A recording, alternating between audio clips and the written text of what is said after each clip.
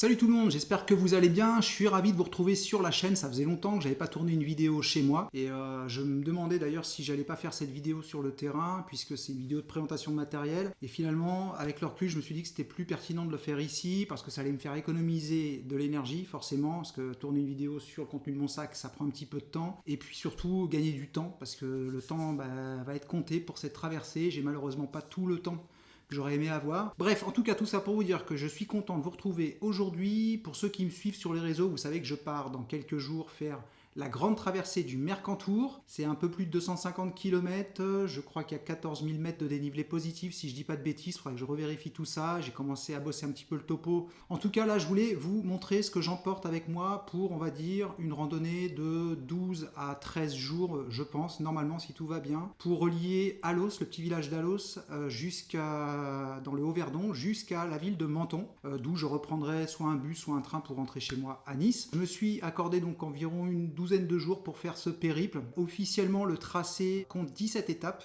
avec des étapes qui sont quand même assez courtes. Donc j'espère pouvoir le réaliser dans ce laps de temps, en sachant que bien sûr je compte aussi filmer, je compte aussi vous montrer la beauté de cet endroit, de ce parc qui est très sauvage. J'espère pouvoir vous ramener en tout cas des belles images. Petite parenthèse d'ailleurs par rapport à ça, ceux qui me suivent sur Instagram, vous savez que je poste beaucoup de stories lorsque je pars en vadrouille, lorsque je pars en balade.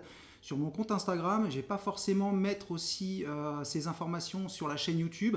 Donc si vous n'êtes pas abonné à mon compte Instagram, je vous remets ici le lien de mon compte sur Instagram, Bivouac 2.0. Je vous invite vraiment à aller vous abonner parce que vous aurez toutes les infos, vous serez tenu informé de tout ce que je fais, notamment pour cette grande traversée pendant la dizaine de jours où je vais partir.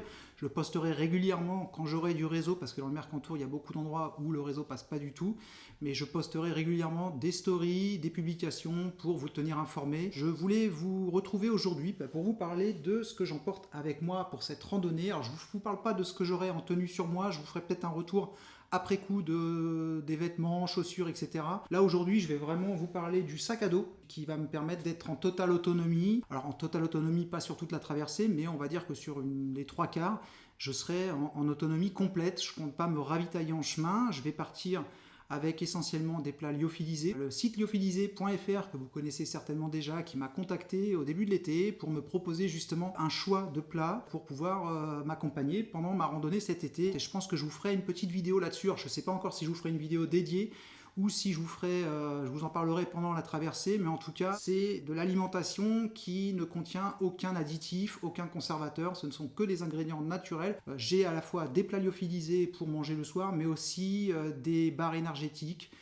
des compléments, des graines, etc., des fruits secs pour le grignotage de la journée. Ça va être comme ça que je vais procéder pendant cette traversée. Je vais essayer de me lever très tôt le matin, de partir très tôt, déjà parce que il va faire encore chaud, je pense, donc ça va permettre de marcher quand il fait encore frais. Ça va permettre aussi d'éviter les cellules orageuses s'il y a des orages de prévus en haute altitude et de passer les cols, passer les points hauts relativement rapidement. Je mangerai chaud uniquement le soir au bivouac avec un plat lyo et puis peut-être quelques petites bricoles. Je vais vous montrer ce que j'emporte avec moi, que ce soit pour le bivouac, que ce soit en termes de portage, de sac à dos, parce que vous voyez que là, j'ai un nouveau sac à dos que j'ai reçu il n'y a pas très longtemps. Et puis aussi tout ce qui est vêtements, tous les à côté, trousses de pharmacie, trousses de secours, l'hygiène, etc. Vous voyez le sac en fait tel que je vais le porter sur mon dos. Allez, je vais le mettre à côté de moi comme ça. La pesée, enfin tout compris avec l'eau, il est à 9,5 kg. J'ai quasiment 3 litres d'eau avec moi. Et je rappelle que j'ai 8 jours d'autonomie en nourriture. Donc le poste eau alimentation est quand même assez conséquent. Et puis, il ne faut pas oublier aussi qu'il y a une partie électronique. Je vais vous en parler bien entendu dans cette vidéo. Ce sac, puisqu'on va commencer par lui, vu que tout est à l'intérieur, c'est un modèle sans armature, c'est le Frameless 30 de chez Superior Wilderness Design. Vous savez que je suis un grand fan de cette marque, j'ai déjà eu plusieurs sacs à dos. Là, ce sont les nouveaux modèles qui s'inspirent, qui sont également dans le même principe que le Big Wild 70 que je vous avais déjà montré sur les réseaux sociaux. C'est en fait un sac classique, à bretelles classiques, mais qui a la particularité d'être conçu, d'être dessiné de manière vraiment à épouser le dos du randonneur. C'est très anatomique, c'est très confortable à porter, il a pas mal d'atouts pour lui. Alors déjà au niveau du tissu, le tissu que vous voyez, ce sont les nouveaux tissus recyclés, conçus par Challenge Sales Cloth. Vous savez qu'il y a des tissus qui sont en train de remplacer les fameux Cuben hybrides qui étaient utilisés jusqu'à présent dans les sacs à dos, parce qu'ils sont plus résistants à poids égal, parce qu'ils sont aussi étanches, parce qu'ils sont recyclés surtout, ils sont plus écologiques à fabriquer. Ce tissu, donc c'est la même marque, sauf que c'est un tissu beaucoup plus costaud, c'est le EPX 200. C'est un tissu qui a un polyester plus épais et qui a également un tramage, un type d'inéma en fait dans le tissu. C'est vraiment très costaud, c'est complètement imperméable. Alors à signaler que les coutures, elles par contre, elles ne sont pas étanches, mais bon, même avec une grosse pluie, pour que ça rentre, ça va rentrer vraiment goutte à goutte. Donc ça c'est un gros point positif. On a une poche frontale qui est en lycra, c'est un lycra Venom, c'est un lycra qui est très costaud, vraiment très résistant, très durable, qui est assez extensible, qui va me permettre moi de ranger dedans essentiellement tous mes vêtements de pluie que je vais avoir donc directement accessibles si besoin. J'ai une paire de gants imperméables, une paire de moufles imperméables, j'ai une veste de pluie, je vais vous la présenter, une jupe de pluie également, et puis des guêtres imperméables également, je vais vous présenter ça bien sûr. On a également une deuxième petite poche en lycra, là vous la voyez peut-être pas bien, mais je vous la montrerai plus en détail tout à l'heure. À l'intérieur de la grande poche, là dans cette petite poche là, je vais y caser tout ce dont je pourrais avoir besoin et sans avoir à fouiller le sac, c'est-à-dire la frontale, ça peut être le savon, ça peut être le sac pour suspendre le sac à bouffe dans les arbres si je vais dormir dans les vallées. Bref, ça va être tous les petits objets dont je peux avoir rapidement besoin pendant la journée ou le soir sans avoir à tout fouiller dans le sac. Autre gros point positif de ce sac, c'est qu'il a des points d'attache un petit peu partout, sur le haut, sur le bas, sur les côtés. Sur ces points d'attache, on peut y fixer des lanières comme celle-ci avec des boucles en plastique, des boucles en G qui vont venir servir de sangle de compression. Là, vous voyez par exemple, j'en ai mis 2 de chaque côté, qui me servent justement à maintenir les objets que je vais pouvoir mettre dans les poches latérales, mais aussi à compresser le sac. On peut également en mettre sur les bretelles, ça va servir de rappel de charge. Vous voyez ici, vous en avez un également. Ça, c'est vraiment très pratique parce qu'en fonction des sorties, on peut très bien épurer le sac, c'est-à-dire le rendre complètement minimaliste et enlever tout ce dont on n'a pas besoin, soit en fonction du périple, on va pouvoir rajouter des sangles pour y fixer du matériel. Donc ça, c'est pratique parce que ça permet vraiment d'adapter le sac aux sorties. Là, pour cette sortie, justement, j'ai rajouté ça parce que j'en avais besoin.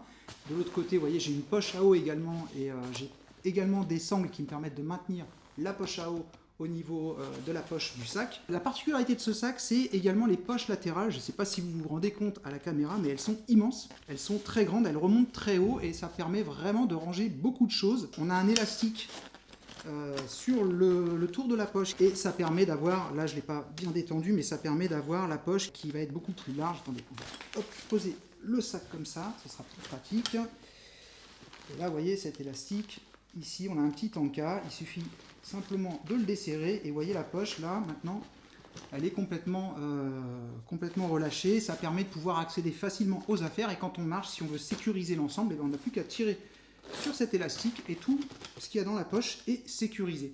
Pour information, ça c'est le modèle Frameless 30, il y a un modèle Frameless 35. Le Frameless 30 c'est 30 litres de capacité en interne, c'est-à-dire dans le corps principal, et on peut aller jusqu'à 40 litres avec les poches de côté et la poche frontale. Pour le modèle 35, on peut aller jusqu'à 45 litres. Je peux en mettre quand même pas mal dedans. Là, il est chargé à bloc, je peux pas en mettre plus. Au niveau de l'arrière, ici, donc on a un dos qui est vraiment contouré. Ça épouse vraiment la forme du dos. On n'a pas un tube carré. Très confortable au niveau du port. On a des bretelles ici qui sont extrêmement épaisses avec une mousse qui est très durable. Et on a un mèche que j'avais jamais vu sur un autre sac à dos. C'est pas un mèche classique comme vous avez l'habitude de voir avec des grosses mailles.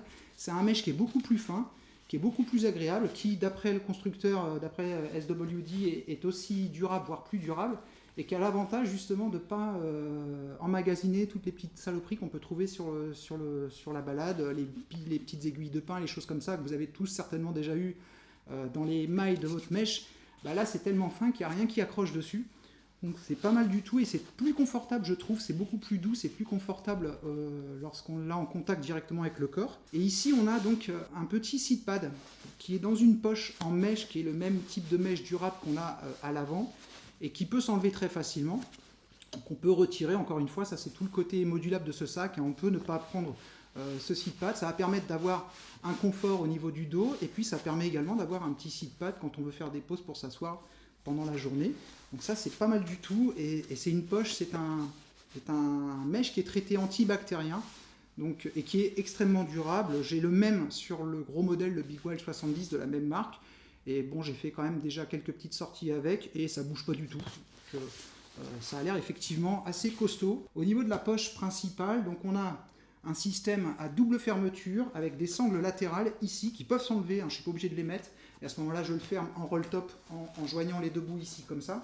Et puis on a donc un deuxième système ici pour sécuriser et compresser avec une sangle qui elle aussi est amovible. Hein. On peut complètement tout retirer. Donc encore une fois, si on veut vraiment un truc super minimaliste pour une sortie vraiment la plus minimaliste possible, on enlève la mousse, on enlève les sangles.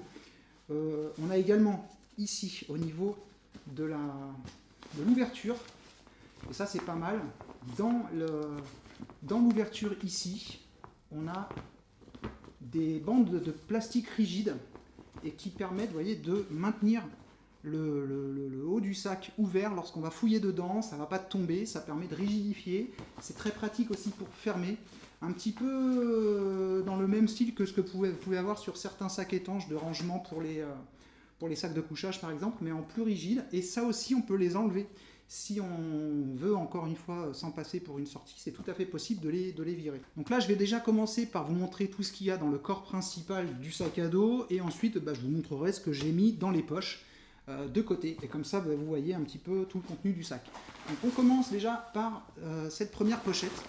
Alors il faut savoir que tout ce qu'il y a dedans est organisé dans des pochettes. Il n'y a rien dans le sac à dos, dans le corps, qui se balade tout seul. Tout est dans des pochettes qui sont étanches. C'est des pochettes toujours de chez SWD, Superior Wilderness Design. Des pochettes réalisées en cubène avec des fermetures étanches. Les coutures sont étanchéifiées avec du cuben tape. Donc là-dedans, j'ai toute la partie électronique qui va être essentiellement... Je vais poser le sac comme ceci, histoire de pouvoir montrer ce que j'ai à l'intérieur. Donc là-dedans, en fait, j'ai tout ce qui est énergie, c'est-à-dire les batteries. J'étais pas convaincu par les panneaux solaires, parce que les panneaux solaires, on est vachement dépendant aussi des nuages, du temps, et puis finalement j'ai préféré opter pour des batteries, des powerbanks supplémentaires, et un petit chargeur si jamais je veux me recharger éventuellement une powerbank. J'aurai toujours la possibilité de passer dans des refuges. À savoir que là, au niveau énergie, je vais avoir essentiellement mon smartphone à recharger, qui sera la plupart du temps en mode avion, mais que je vais utiliser pour l'orientation avec l'application Iphigénie. Et j'aurai aussi donc la caméra qui est en train de me filmer, qui est un Panasonic S5. C'est une caméra plein format que je vais emmener pour faire les vidéos. Je vais également filmer avec ce téléphone. J'ai pris le pari de prendre juste un objectif avec cette caméra. C'est un Canon FD 24 mm. C'est un objectif qui est assez ancien puisqu'il date des années 80.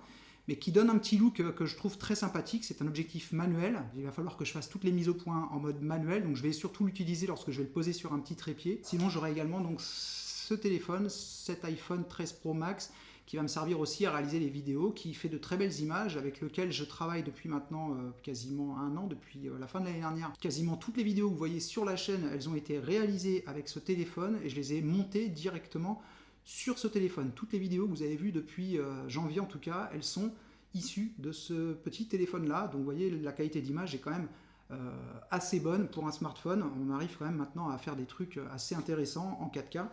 Et puis donc j'aurai ça à recharger, j'aurai cette caméra à recharger également, éventuellement ma lampe frontale, et puis je pense que c'est tout. Pour la caméra, j'ai 4 batteries que j'emporte avec moi. Pour recharger tout ça, j'aurai 3 powerbanks de la marque Nitecore. Ce sont des batteries qui ont un ratio poids-énergie un des plus intéressants du marché, puisqu'elles pèsent environ 150 grammes pour 10 000 mAh. Si elles se prennent des éclaboussures, un peu d'humidité, c'est pas grave, elles sont certifiées pour être résistantes. Elles se rechargent en USB-C, enfin elles ont des ports en USB-C et en USB classique, et surtout elles permettent la recharge rapide si je veux recharger mon téléphone, en sachant que je le rechargerai jamais à 100%. Donc ça me permet d'utiliser par exemple le matin quand je vais démonter mon bivouac, je mets le téléphone à recharger et en 20 minutes, 30 minutes, j'ai sans problème ce qu'il me faut pour les 2-3 jours suivants. 3 batteries comme ça, une qui est assez récente et les 2 autres qui ont un peu plus d'1 an, donc ils ont perdu un petit peu en termes de capacité de charge, mais pas tant que ça. J'ai également donc tous les câbles donc il va me falloir, c'est-à-dire un câble pour le téléphone, un câble USB-C pour recharger la caméra. Si je veux recharger les batteries de la caméra, je peux recharger directement depuis la caméra. Donc par exemple, si je commence à être à court de batterie, je mets une batterie vide dans la caméra la nuit, je la mets à recharger avec la batterie, et le lendemain j'ai ma batterie qui est complètement rechargée et ça me permet ensuite de pouvoir filmer. Donc câble USB-C. J'ai un petit câble également mini ou micro USB, je sais plus, pour ma lampe frontale. Ça me permettra de recharger la lampe si jamais j'ai besoin. J'ai également ici un petit enregistreur Sony que j'ai utilisé pas mal au début de la chaîne, qui est très bien, qui va me permettre de pouvoir avoir un backup du son lorsque je vais parler, si jamais j'ai un souci, que le micro a pris l'eau de la caméra ou autre, j'en sais rien. Ça me permet de pouvoir continuer toujours à vous faire des vidéos tout en ayant la possibilité d'avoir un enregistreur. Du coup, ça pèse une trentaine de grammes et ça se recharge également en USB, en micro ou mini USB, enfin le même câble que pour ma lampe frontale. Donc là, c'est tout bon. Et puis j'aurai également donc les 3 batteries, enfin 2 batteries pour la caméra. La troisième, je la garde avec moi dans une petite banane que j'emporte également, qui va me permettre de contenir toutes les petites choses dont je pourrais avoir besoin dans la journée également, sans avoir à ouvrir le sac à dos. Donc ça, c'est la première chose qui va être dans mon sac lorsque je vais l'ouvrir. Le premier sac, ce sera ce sac-là qui va contenir donc tout l'électronique. J'ai également rajouté, pour pas très lourd en plus, des petites mousses pour permettre de protéger. Et quand je vais compresser aussi le sac, ça va me permettre de ne pas abîmer les affaires, parce que dedans il y a quand même beaucoup de choses dures, donc ça va me permettre de ne pas abîmer le sac à dos. Donc ça, c'est la première chose. La deuxième chose qu'on va trouver dans le sac, parce que c'est vraiment des entassements comme ça de sacs. En tout, j'ai 1, 2, 3, j'ai 4 sacs.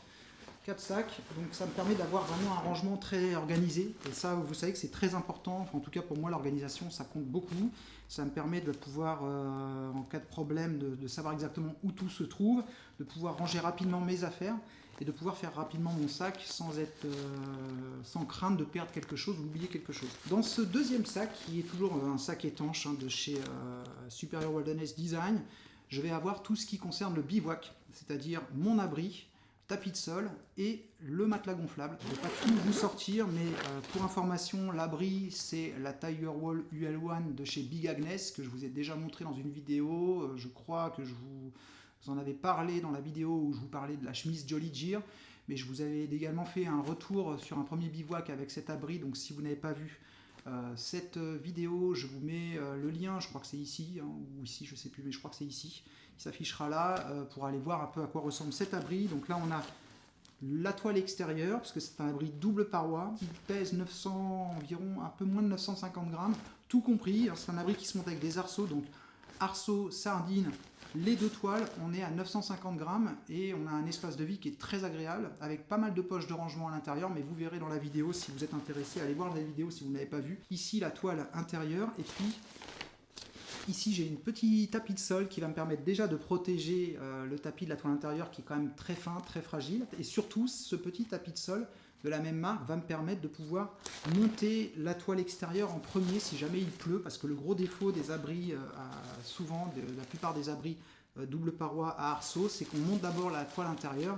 Et s'il pleut, vous vous retrouvez avec un abri qui est complètement trempé lorsque vous allez mettre la toile extérieure. J'ai un petit peu modifié, j'ai rajouté des sangles avec des line lock pour pouvoir l'attendre de manière beaucoup plus ajustée, beaucoup plus optimisée, de permettre aussi d'avoir une tension qui va rester si jamais il pleut, que la toile se détend, avec des élastiques à forte rétention sur tous les points d'attache des haubans extérieurs, et ça me permet d'avoir une meilleure tenue, une meilleure tension de la toile. Et puis en dernier, dans cette petite sacoche, j'ai le matelas, c'est un matelas Thermarest X-Term que j'ai depuis 2015 je crois.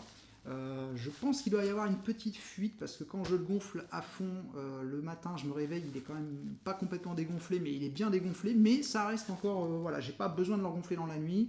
Lorsque je suis vraiment allongé dessus et que tout mon poids est bien réparti, je suis encore quand même, voilà, je touche pas le sol du tout, donc même s'il se dégonfle pour l'instant, j'ai pas encore recherché la fuite, il faudrait que je regarde, c'est peut-être la valve. C'est un matelas qui est peut-être au niveau température, isolation, peut-être surdimensionné par rapport à ce que je risque de rencontrer, parce que là je pars début septembre, mi-septembre, les températures vont être certainement encore clémentes. C'est le seul matelas que j'ai et j'ai décidé que je ne rachetais plus de matériel. Le seul truc que j'ai racheté, mais ça faisait déjà pas mal de temps puisque les délais chez Superior Wilderness Design sont extrêmement longs. J'ai attendu quasiment 6 mois pour avoir ce sac. Ça, je l'avais commandé en début d'année, je l'ai reçu il n'y a pas très longtemps, donc vous voyez. Mais voilà, je pars avec ce que j'ai, tout simplement. La tente, il y a les toiles, mais bien sûr, ici, on a les arceaux sur un des côtés. du sac à dos. Ici donc les arceaux, c'est un arceau unique ramifié, c'est-à-dire que c'est un seul arceau avec un petit arceau central qui va permettre justement de donner le volume à l'abri. Et puis les sardines également, les piquets qui contiennent tous les piquets minimum pour pouvoir planter l'abri, mais aussi pour pouvoir mettre tous les haubans s'il y a du vent, si je veux vraiment avoir une bonne tenue de l'abri. Et ça, on en reparlera sur le terrain. Donc ça, c'était la deuxième sacoche que je vais mettre ici. Et on va passer donc à la partie alimentation. Alors encore une fois, je ne vais pas vous faire un détail sur tout ce que j'emporte en termes de nourriture, de plats, de bars, etc. Tout ce que lyophilisé.fr m'a envoyé, parce que comme je vous l'ai dit en début de vidéo, je vous ferai certainement une vidéo dédiée où dans le courant de la traversée, je vous en parlerai lorsque je serai en bivouac et que je vais tester donc ces fameux plats. Mais sachez que là dans ce sac, j'ai environ, j'ai une bonne semaine, 8 jours normalement d'autonomie totale. Là il me manque 2-3 bricoles, des bananes séchées également que j'ai récupérées aujourd'hui. Là je serai autonome, le soir ce sera juste un plat lyophilisé plus une infusion ou un thé, c'est tout. Je sais comment je fonctionne et je sais que les 2-3 premiers jours, je ne vais pas avoir une grosse fringale, et en général lorsque je fournis un effort intense comme ça, sur les premières journées, j'ai la faim qui est un peu coupée. Je ne sais pas si vous fonctionnez pareil, mais en tout cas moi j'ai pas spécialement faim, donc je sais que je vais pas forcément manger peut-être même les 2 premiers soirs un lyophilisé. Je vais peut-être me faire juste une infusion. L'essentiel c'est que le lendemain j'ai suffisamment de quoi m'apporter de l'énergie pour pouvoir fournir les efforts durant la journée. Voilà, là-dedans, donc là, il y a les plats lyophilisés, les barres énergétiques, il y a également tout ce qui est infusion, sachet de thé, sachet de café pour le matin, et puis il y a également tout ce qui est ustensiles de cuisine. Alors ce sac-là, c'est un sac cette fois-ci de la marque Hilltop Packs, très bonne marque américaine qui fait des sacs vraiment d'excellente qualité, un petit peu cher, mais en même temps c'est du Cuben, le Cuben c'est cher, ça tout le monde le sait. L'avantage de ce sac-là, bon déjà c'est qu'il est très bien conçu, il a un fond plat, donc très pratique pour organiser la nourriture dedans. Il a également donc une fermeture en roll-top et il a une petite sangle ici en nylon qui va permettre d'accrocher une corde pour pouvoir le hisser sur une branche d'arbre pour éviter justement d'avoir des rongeurs, renards et tout petit animal de compagnie qui pourrait s'amuser à venir essayer de vous piquer la nourriture la nuit et de vous abîmer votre matériel, votre sac à dos, votre abri. Donc ça c'est très pratique, ça maintenant je le fais quasiment systématiquement, sauf si vraiment je suis à plus de 2000 mètres, mais sinon je le suspends systématiquement au-dessus d'un arbre pour être tranquille. Dedans, donc, en plus de la nourriture, encore une fois, j'ai tous les ustensiles de cuisine. Dans ce petit sachet également en cumètre, donc imperméable, une cuillère en bois, c'est de la marque Evernew. Elle fait un petit peu fourchette aussi, si j'ai quelques plats lyo avec des pâtes par exemple pour piquer. Au niveau du contact avec la bouche, c'est beaucoup plus agréable que le titane. Et ce petit sachet, si la cuillère est très sale et que j'ai pas de poil à nettoyer, pour pouvoir la ranger dans le sac sans en mettre partout. Et puis là, je vais simplement vous montrer la partie cuisine, enfin la partie popote, parce que tout est dans ce sac, donc ça c'est aussi une question d'organisation, c'est très pratique. Si je veux quelque chose lié à la nourriture, je sais que tout est là-dedans, j'ai pas besoin de chercher ailleurs.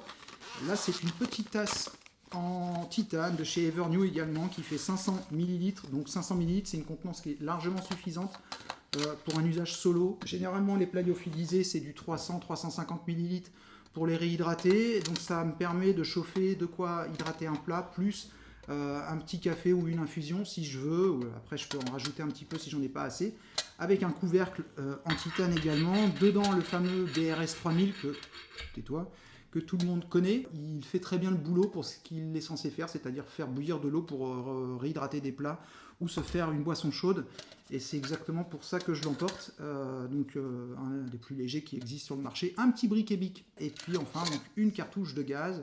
Une cartouche de 100 grammes, je pense en avoir assez. Vraiment, je vais l'utiliser essentiellement le soir pour me faire chauffer un plat. Encore une fois, il y a de fortes chances pour que les premiers soirs, je fasse juste chauffer de quoi me faire une infusion. Les 2 premiers soirs en tout cas, ou au moins le premier soir. Ça, je suis quasiment certain. Et puis, éventuellement, de temps en temps le matin, si je veux boire un café. Tout ça, ça se range dans une petite housse en néoprène de la même marque, Evernew, qui permet déjà de ranger les affaires. Donc ça, c'est pratique. Ça évite d'avoir la tasse qui se balade avec le couvercle qui se fait la malle. Et puis, ça permet aussi, c'est en néoprène, donc ça permet aussi de conserver un petit peu la chaleur. Par exemple, si je veux boire ma boisson le soir et sans forcément boire tout de suite, tout d'un coup, ça permet de conserver aussi la chaleur et aussi de ne pas se brûler les mains lorsqu'on va prendre la tasse. Là, je peux la prendre à 2 mains et pas me brûler les mains si la tasse est vraiment très chaude. Voilà, donc ça, Dans le sac qui sera donc dédié à l'alimentation, encore une fois, au logo de la chaîne. C'est la particularité de la marque Hilltop Packs, c'est qu'il vous propose de personnaliser vos sacs. Si vous avez une photo, si vous avez un logo, si vous avez ce que vous voulez, vous pouvez charger votre logo, votre photo, et comme ça vous avez un aperçu de ce que ça va donner sur votre sac. Et bon, forcément le coût est un peu plus élevé, mais ça vous permet vraiment d'avoir un sac unique qui vous ressemble. Je trouve ça assez sympa, moi je trouve que ça apporte une petite identité. Et on termine le contenu de la poche principale avec, bien entendu, vous vous en doutez, toutes les affaires thermiques. La dernière poche, toujours dans un sac étanche de la marque Superior Wilderness Design également, que j'ai depuis un petit moment en cubaine. Et dedans, j'aurai le duvet en Apex de chez Enlightened Equipment que j'avais déjà emmené pendant ma grande traversée du Jura, que vous avez déjà vu. Je vous mets d'ailleurs le lien, comme ça vous pourrez aller voir. J'ai pas encore fait un retour dédié d'ailleurs sur ce sac synthétique. Je le ferai certainement parce que je l'aime beaucoup. J'avais pris un modèle, je crois que c'est équivalent à de l'Apex 200, qui me permet vraiment d'être confort juste avec mes vêtements. Et ce sac jusqu'à, on va dire, 5 degrés. Si je rajoute la doudoune, je peux aller jusqu'à 0 degrés. Ça m'est déjà arrivé de le faire. J'ai également la doudoune, enfin le gilet plutôt, on va dire, toujours de la même marque, Enlightened Equipment, que j'avais également emmené lors de ma traversée du Jura, qui est très chaude, qui est vraiment très chaude, qui a une capuche, donc qui protège intégralement, et qui a une grosse poche kangourou sur le devant, qui permet par exemple de juste se réchauffer les mains si vraiment il fait froid le soir, et puis aussi de pouvoir y caser des petits objets, frontales, batteries, bonbonnes de gaz, lorsqu'on a vraiment des températures très fraîches, si on veut réchauffer des affaires.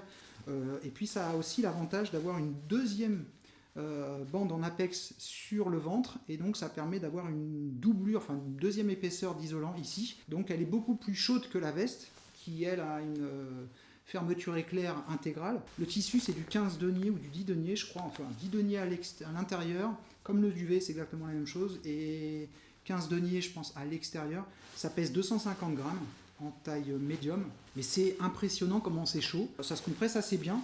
Dans ce sac là j'ai également donc une micro polaire, parce que je vais partir certainement avec une chemise pour randonnée, que j'enlèverai le soir, et je mettrai donc cette petite micro polaire montagne qui a également une capuche avec des passe-pouces.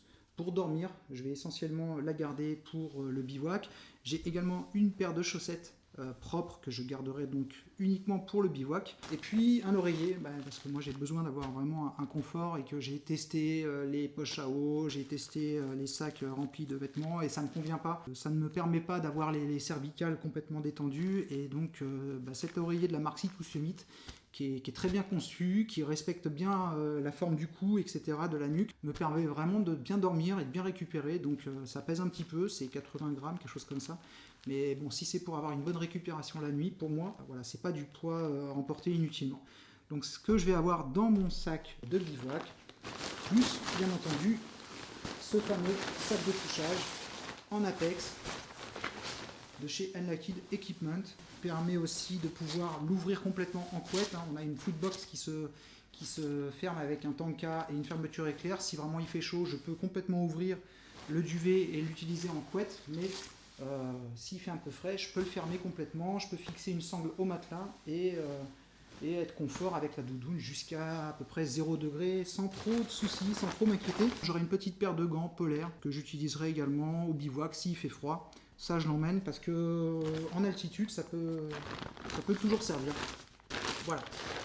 Tout ce qui concerne, je ne l'ai pas dit, mais tout ce qui concerne les poids, je vais essayer, si j'ai le temps, mais je ne vous garantis rien, de faire une liste lighter pack, que je mettrai en lien sur le descriptif de cette vidéo. Vous pourrez aller voir cette liste. Vous aurez tous les visuels, vous aurez tous les détails, les liens des fabricants et bien entendu les poids. Je vous promets rien, je ne sais pas si j'aurai le temps de la réaliser avant le départ, mais en tout cas j'essaierai de vous la faire. Voilà tout ce que vous avez dans la poche principale. Ensuite on va passer aux poches de côté. Ici j'ai quoi? J'ai juste une poche à eau, une platypus de 2 litres qui va me servir à boire pendant la marche tout simplement, parce qu'il faut quand même être honnête, même si j'ai la gourde filtrante Be-Free ici de 600 ml, je me suis rendu compte que je m'hydratais beaucoup plus régulièrement avec cette poche à eau et son tuyau. plutôt qu'avec une bouteille ou même de la poche ici où je m'arrêtais quand même pour pouvoir boire. Je voulais pas non plus ne pas regarder mes pieds et puis trébucher. Tandis que là, quand même, avec ça, on boit sans du tout, enfin sans s'arrêter et on peut boire juste une petite gorgée, c'est tout. Et ça permet d'avoir une hydratation continue et régulière. Ah bah, ça va jouer aussi sur l'état de fatigue, sur les crampes, sur pas mal de choses, sur l'apparition des tendinites. C'est pour ça que j'ai décidé de prendre une poche à eau et de pouvoir boire régulièrement. Donc ça veut dire que j'aurai entre, on va dire, 1 litre, 1 litre et demi au plus bas et 2 litres et demi, quasiment 3 litres sur moi porté. Ça va dépendre de l'état des sources, des points de ravitaillement en eau. Bon, ça va être assez compliqué à gérer, ça j'en ai bien conscience. Il faudra certainement que je fasse le plein d'eau à chaque fois que je vais trouver un point, que je m'hydrate au maximum à ce moment-là. Donc je vais certainement porter quand même pas mal en eau dans le doute. Et puis au fur et à mesure, je verrai bien comment ça se présente au niveau des ravitaillements des sources. Et puis emporter, je pense, au minimum 2 litres, voire 2 litres et demi, donc remplir ma poche à eau. Cette poche-là, elle va également me servir pour le bivouac. Lorsque j'arriverai au bivouac, j'aurai de l'eau pour faire le bivouac. Sur cette bretelle-là, donc la fameuse gourde filtrante Bifree que j'utilise maintenant, qui est le modèle un peu plus costaud, avec une poche qui est un petit peu plus épaisse. Qui marche très bien, qui a un débit super rapide, dont je suis hyper content. Et je continue d'utiliser lorsque je pars en randonnée. Pour l'instant, j'ai rien à dire dessus en négatif. Sur la bretelle de droite ici, une attache Peak Design pour y mettre la caméra qui est en train de me filmer. Et puis enfin sur la poche ici, donc je vous ai parlé tout à l'heure de l'abri, vous avez les arceaux, les piquets. Et puis là j'ai tout simplement le nécessaire pour la grosse commission. Dans ce petit sachet ici, j'ai un petit peu de papier toilette avec un ziploc pour ramener mon papier toilette. Ça, c'est un truc dont il fallait que je vous parle depuis. J'avais prévu de vous en parler sur la chaîne depuis un petit moment et j'ai pas eu le temps, j'ai pas pris le temps malheureusement. Mais ça, je pense que je vais vous faire certainement une petite vidéo pendant la traversée là-dessus. La fameuse pelle pour creuser les trous pour la grosse commission, ça vous connaissez déjà. Moi, j'avais juste un peu modifié parce que c'est des pelles qui font super mal aux mains quand vous êtes dans des sols un petit peu durs, un peu rocailleux, avec un petit morceau de mousse ici collé avec du duct tape pour qu'on puisse vraiment appuyer avec la paume de la main sans se détruire la main. Et puis une petite bouteille avec un bidet, petit embout qu'on vient mettre sur une petite bouteille comme ça avec des petits trous pour laisser passer l'eau qui va servir justement à nettoyer le postérieur lorsqu'on a fait la grosse commission. Alors il existe plusieurs types de bidets, celui-ci c'est un américain qui les fabrique en résine de manière artisanale. Je vous mettrai le lien de son site internet, vous pouvez lui envoyer des emails, lui demander des infos. Il a fait des vidéos sur YouTube justement bien détaillées sur comment utiliser le bidet de manière la plus optimisée possible avec des retours d'expérience d'utilisateur. Pour information, c'est pas moi qui l'ai découvert, c'est un abonné qui m'en a parlé il y a peut-être 1 an maintenant, qui m'avait dit franchement faut que tu testes, c'est génial, si tu veux je t'en envoie. Puis au final j'étais curieux, j'ai contacté directement Paul l'américain qui fabrique ces petits bidets et j'en ai commandé plusieurs et je vais certainement vous faire un retour dessus parce que pour avoir essayé d'autres bidets, notamment le plus connu qui est le Culoclean, je regarde parce que je croyais que la caméra était en train de s'arrêter, mais non. Je peux vous garantir que celui-ci, à ma connaissance et au dire de beaucoup de personnes qui utilisent ce petit accessoire, c'est un des plus efficaces qui existe sur le marché. Et ça permet donc tout simplement, en remplissant une bouteille d'eau et en le fixant dessus, de pouvoir avoir, en pressant la bouteille, un jet pour se nettoyer le postérieur. Et je peux vous dire que ça vous change la vie. Je ne vais pas vous en parler en détail ici, mais avec un peu d'expérience, on peut totalement se passer de papier de toilette. C'est-à-dire qu'on a les fesses propres sans avoir besoin de s'essuyer. Et donc ça, c'est génial parce que d'une part, ça permet de rien laisser dans la nature, d'avoir moins de déchets, mais surtout, ça permet aussi d'avoir une meilleure hygiène et un meilleur confort pendant la marche parce que se nettoyer avec de l'eau, c'est quand même plus hygiénique que de s'essuyer avec du papier toilette. Ça coûte vraiment pas très cher, même avec les frais de port, etc. Vous en avez pour aller un truc comme 20 balles le petit accessoire, mais ça, franchement, ça les vaut largement, surtout que c'est indestructible, c'est fait en résine. Il y a un petit joint qui peut se changer si jamais il finit par être usé, qui permet justement d'avoir une bonne étanchéité. Après, il faut trouver la bonne bouteille. Et encore une fois, Bruno, qui m'en avait parlé, l'abonné qui m'en avait parlé de ce petit bidet, m'avait dit j'ai trouvé la bouteille idéale, c'est la bouteille Rosanna. Pourquoi ? Parce qu'elle est suffisamment rigide pour pouvoir exercer une pression dessus quand vous allez la remplir. En fait, c'est pas comme les cristallines où vous appuyez dessus, ça va tout de suite se froisser, on va pas avoir une vraie pression. Là, les Rosanna sont suffisamment rigides au niveau du plastique, déjà pour être assez durables, c'est-à-dire que vous pouvez les emmener sur une traversée. Moi, celle-là, ça fait un bon moment que je l'ai. Et vous voyez, elle est toujours en état nickel. Ça va vous permettre d'avoir un jet suffisamment puissant pour faire le boulot. Le petit combo bouteille de Rosanna plus ce petit bidet là, c'est vraiment un accessoire qui pour moi aujourd'hui c'est complètement indispensable. Donc avec la pelle, là j'ai vraiment le kit aller faire la grosse commission. Donc j'ai rajouté un petit élastique avec un tanka pour fixer l'ensemble et pour que ça ne se balade pas dans la poche du sac et que ça ne vienne pas abîmer la poche du sac. Alors je vous ferai certainement d'ailleurs une vidéo dédiée sur ce bidet et je vous parlerai justement de ce que j'ai pu apprendre avec des recherches sur internet sur comment procéder au mieux pour que tout ce que vous allez laisser sur place finalement se désagrège au plus vite et ne laisse aucune séquelle dans la nature. Ça, je vous ferai une vidéo dessus parce que je pense que c'est quand même assez important.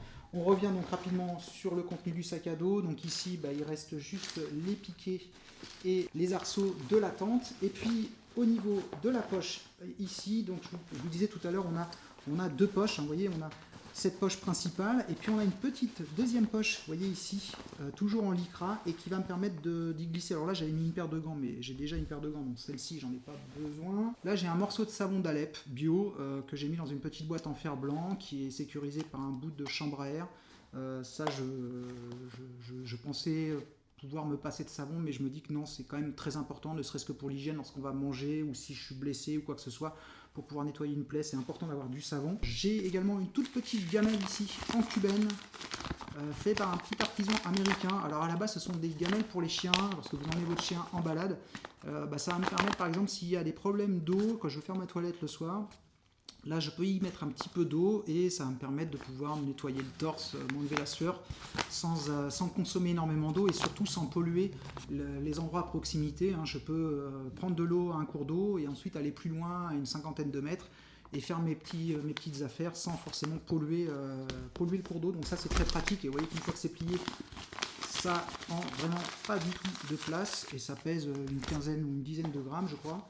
La petite frontale que je vous présente plus de chez Nightcore toujours, que j'avais allégée avec un élastique qui se recharge en USB donc, et qui est résistante à l'eau et qui est largement suffisante pour ce genre de traversée. Et puis donc la paire de moufles imperméables dont je vous ai parlé tout à l'heure, là on arrive sur les vêtements de pluie qui sont accessibles directement depuis cette poche là. Là j'ai un mousqueton et une sangle, une cordelette en dynéma qui va me permettre de suspendre mon sac à bouffe sur une branche d'arbre. Je vous ai déjà montré plusieurs fois des exemples où je suspendais ma nourriture pour éviter d'être embêté la nuit, pour ne pas me retrouver le matin avec la toile de tente déchirée par un renard si jamais je dors dans des zones forestières. Très important, bien entendu également, la trousse de secours. Alors trousse de secours, dedans j'ai quelques compresses, quelques petites lingettes stériles, j'ai également un petit peu de collyre, quelques médicaments, pas grand chose, des anti-inflammatoires, du Doliprane, quelques pansements. Voilà, pour les petits bobos, vraiment la trousse de base.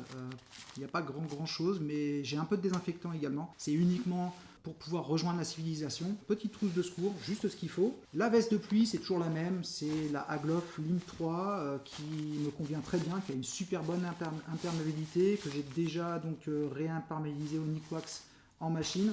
Donc ça en conjonction avec les moufles montagne qui sont imper-respirantes. Et puis, deux petites nouveautés, une jupe de pluie en cubène et des guêtres de chez Zipax, la marque américaine Zipax que vous connaissez tous bien sûr. Zipax qui m'avait envoyé donc ces guêtres et cette jupe de pluie il y a un petit moment déjà. Cette jupe de pluie, elle a plusieurs usages. Déjà, elle me sert en complément de tapis de sol à mettre devant l'abri lorsque j'ai vraiment un temps pourri, qu'il y a pas mal de boue et pour éviter de tout pourrir. Ça me permet de pouvoir rentrer dans la tente sans tout salir. Et puis bien sûr on peut me servir de jupe de pluie lorsqu'il va pleuvoir pour me protéger le haut, puisque je vais randonner essentiellement en short. Et ces fameuses guêtres qui sont en robic, qui sont très résistantes, qui peuvent me servir quand il pleut, mais aussi lorsque je vais passer dans des endroits qui sont où il y a pas mal de ronces, pas mal d'orties, des choses comme ça, pour me protéger le bas des jambes lorsqu'il y a beaucoup de grosse végétation. Ça peut être utile aussi pour les insectes. Tout ce qui concerne les vêtements de pluie seront donc dans cette poche ici. Alors ça, c'était pour le sac à dos, et on va juste terminer par deux, trois petites choses. Déjà, je vous ai dit que j'emportais également une banane parce qu'il y a quand même quelques affaires dont je pourrais avoir besoin pendant la marche et que je veux avoir facilement accessible et que je n'ai pas la possibilité de ranger dans ce sac là actuellement. Dans cette petite banane, je vais avoir donc un petit ziploc avec tout ce qui concerne la vidéo, la caméra pendant la marche. Là j'ai des cartes mémoire, j'ai un petit stylo pour nettoyer la lentille de la caméra. J'ai également une batterie. Comme je vous l'ai dit, je garde les batteries dans le sac à dos, dans le compartiment dédié à l'électronique, mais je prends une batterie avec moi si jamais j'ai besoin de changer la batterie pendant la marche sur mon appareil photo. J'ai pas besoin de sortir tout du sac à dos, j'ai une petite batterie ici pour la journée. J'ai également, alors ça c'est pour l'iPhone, puisque je vous ai dit que j'allais également réaliser des vidéos avec l'iPhone. Donc j'ai également un petit trépied sur lequel je peux fixer une fixation aimantée. Et si je veux le soir ou si je veux filmer la journée avec l'iPhone, j'ai juste à prendre mon téléphone comme ceci, tac, et voilà. Et je peux filmer avec mon iPhone et ça s'enlève. Il y a juste à poser, c'est aimanté, donc ça c'est très pratique. Ça pèse rien et ça me permet d'avoir un support pour pouvoir filmer avec mon téléphone. Une paire de lunettes de vue, très important pour moi parce que si j'ai besoin de regarder les cartes IGN sur le téléphone ou si je veux lire le soir sur l'application que j'ai sur le téléphone un bouquin. Et puis j'aurai également, mais ça je pense que je l'aurai autour du cou, mon petit sifflet d'urgence ainsi qu'un petit couteau Victorinox mini, si je dis pas de bêtises. Je l'emporte, pourquoi? Parce qu'il y a une paire de ciseaux et que si j'ai besoin de me couper un ongle ou quoi que ce soit, c'est beaucoup plus pratique qu'avec juste un couteau. Et puis ce sera largement suffisant pour cette traversée. Il reste juste la paire de bâtons. Finalement, je vais prendre une paire de bâtons parce que là, il va falloir quand même ménager les articulations, que ce soit en descente, mais aussi pour m'aider à la montée. Et c'est indéniable que les bâtons, j'ai testé pour avoir marché avec et sans. On ne produit pas du tout le même effort lorsqu'on n'utilise pas de bâton. Donc là, les bâtons vont grandement m'aider justement à faire cette traversée et à sécuriser aussi certaines portions pour éviter l'accident, tout simplement la chute ou quoi que ce soit. Voilà, donc ça, c'est tout ce que j'emporte avec moi pour cette grande traversée du Mercantour. Je vous avoue que j'ai hâte vraiment d'y être. Et sinon, j'espère en tout cas que cette petite vidéo vous aura plu, vous aura appris certaines choses. Si vous avez besoin d'informations, si vous avez des questions sur tout ce que je viens de vous présenter, n'hésitez pas à les poser dans la section commentaires. Les amis, c'est fait pour vous. J'y répondrai encore une fois avec grand plaisir. Laissez-moi juste le temps parce que là, il y a pas mal de choses encore à préparer. Je pars donc samedi en train et en navette bus pour aller jusqu'au village d'Alos, parce que la grande traversée du Mercantour commence officiellement sur le petit village d'Entrône, mais comme je pars en transport en commun, je ne pourrai pas aller directement sur Entrône, donc moi je vais partir d'Alos. En tout cas, j'ai vraiment hâte d'y être, et puis encore une fois, n'hésitez pas à aller vous abonner au compte Instagram Bivouac 2.0, je vous remets le lien ici encore une fois, je vais poster pas mal de stories, pas mal de choses pendant cette traversée. Si vous voulez être tenu informé de ce périple, n'hésitez pas à aller vous abonner sur mon compte Instagram. Voilà les amis, ce sera tout pour aujourd'hui. Nous on se retrouve très prochainement pour une autre vidéo. D'ici là, comme d'habitude, profitez les amis de la nature tant que vous pouvez, mais s'il vous plaît, respectez-la. Prenez soin de vous. Ciao.